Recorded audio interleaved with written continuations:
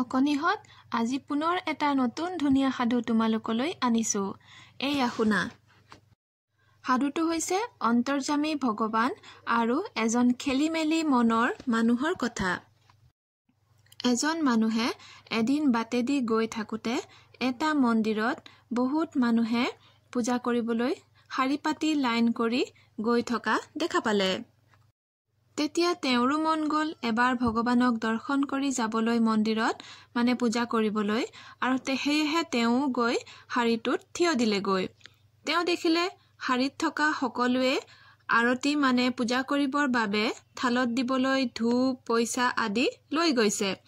মনতে ভাবি মানুহজনেও এখন 100 টকীয়া নোট উলিয়াই ললে। অলপ দূৰ যোৱাৰ পিছত তেওঁ ভাবিলে 100 টকা দিমনে, বেছি হ'ব। এই বুলি ভাবি 50 টকীয়া এখন উলিয়াই ললে আৰু 100 টকাখন পকেটত ভৰাই থলে। আকৌ অলপ দূৰ যোৱাৰ পিছত তেওঁ ভাবিলে ইমানবোৰ মানুহৰ সকলোৱে দিব যেতিয়া বহুতখিনিয়ে হ'ব, মইনো কিয় দিব লাগে ইমানখিনি টকা। এই বুলি ভাবি 50 টকাৰ নোটখন পকেটত ভৰাই 20 টকাৰ নোট এখন উলিয়াই ললে। আকৌ অকণমান দূৰ গৈ তেওঁ 20 টকাখন থৈ 10 টকা এখন উলিয়াই ললে।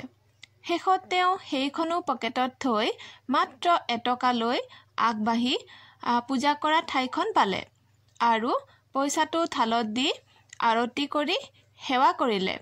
তেনেতে পিছফালৰ পৰা এজনী সৰু ছোৱালীয়ে তেওঁক ক'লে, খুৰা এই 100 টকীয়া নোটখন থালখনত দি দিয়কচোন। মানুহজনে ভাবিলে ছোৱালীজনীয়ে থালখন ঢুকি নোপোৱাৰ বাবে তেওঁক দিবলৈ কৈছে। পইচা দি তেওঁ বাহিৰলৈ ওলাই আকৌ সেই সৰু ছোৱালীজনীক লগ পালে আৰু তেতিয়া তেওঁ সুধিলে, তোমাৰ ভগৱানৰ প্ৰতি ইমান ভক্তি যে তুমি 100 টকাকেই ভগৱানক দি দিলা, তোমাক ভগৱানে মংগল কৰিব। তেতিয়া ছোৱালীজনীয়ে ক'লে, খুৰা সেইটো মই দিয়া নাই নহয়, আপোনাৰ পকেটৰ পৰা পৰি যোৱা দেখিহে মই আপোনাক দি দিবলৈ কৈছিলোঁ। এতিয়া বুজিলানে মইনাহঁত, মানুহজনে প্ৰথমতে 100 টকাৰেই দিম বুলি ভাবিছিল, কিন্তু মাজতে তেওঁৰ মনটো খেলিমেলি হৈ পৰিছিল। সেইকাৰণে ভগৱানে ছোৱালীজনীৰ যোগেদি মানুহজনৰ ইচ্ছাটো পূৰণ কৰি দিছিল। এতিয়া তোমালোকেও গম পালা যে ভগৱান অন্তৰ্যামী। আৰু লগতে আমিও কেতিয়াও কোনো এটা কাম কৰিবলৈ যাওঁতে বাৰে বাৰে সিদ্ধান্ত সলনি কৰিব নালাগে, কিন্তু ভালদৰে ভাবি চিন্তিহে আগবাঢ়িব লাগে।